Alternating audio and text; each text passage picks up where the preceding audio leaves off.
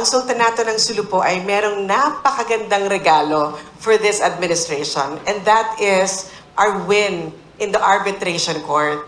That the arbitration ruling in favor of the Sultanate of Sulu is for Malaysia to pay 14.9 billion pesos. Yun po yung napakagandang regalo natin sa pag-upo, sa pag-umpisa ng administrasyon ni BBM, no, ni PBBM.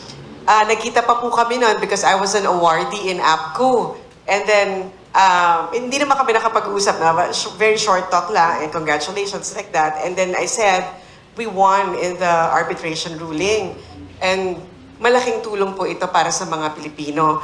Pero, ang nakakalungkot lang, na busy na po ang gobyerno with other matters. Hindi na naman po ito nabigyan ng panahon. Ang sa akin lang po noon, ang laki ng pag-asa namin that's why I campaigned for BBM when he ran for president. Nagampanya po talaga kami not only in Mindanao, but I helped. Ang tasking ko talaga Mindanao. Kaya po ang laki ng hope, ng pag-asa. Umasa talaga kami that when he becomes president, mareresolvo ito kasi nag-umpisa po ito sa tatay niya.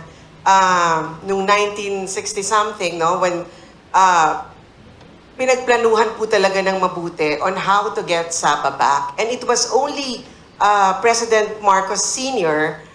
who thought of getting Saba militarily.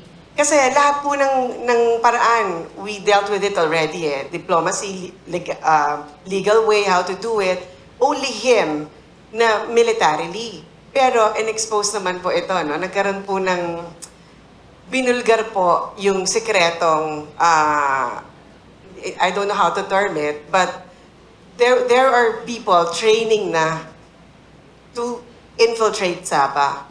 Pero nabulgar ito that resulted to Jabida Massacre.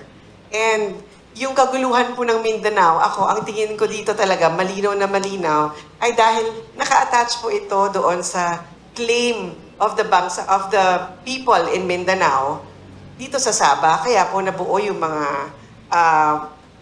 mga groups in Mindanao. And nakakalungkot, kahit ano pa pong ginawa natin for Mindanao, nagkaroon tayo ng ARMM before, ngayon BARM naman, wala pa rin po. And this issue on Saba is not on the table in the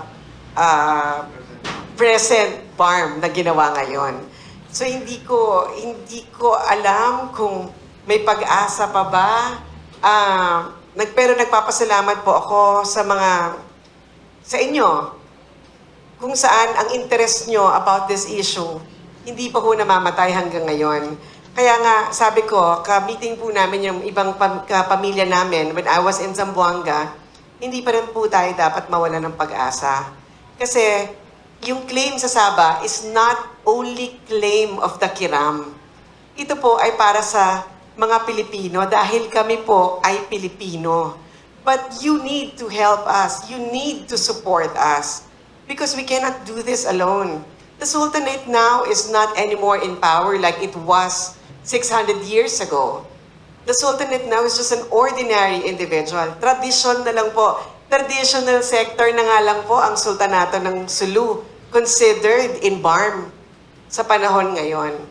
And isa pa ito, I don't want to touch on that issue, but we have to at least honor the contribution of the Sultanate of Sulu as when regards to the history of the Philippines. Dahil yung storya po ng Sulu, hindi po yun nag-umpisa nung nagkaroon na tayo ng Pilipinas. Wala pa pong Pilipinas, may sultanato na po ng Sulu.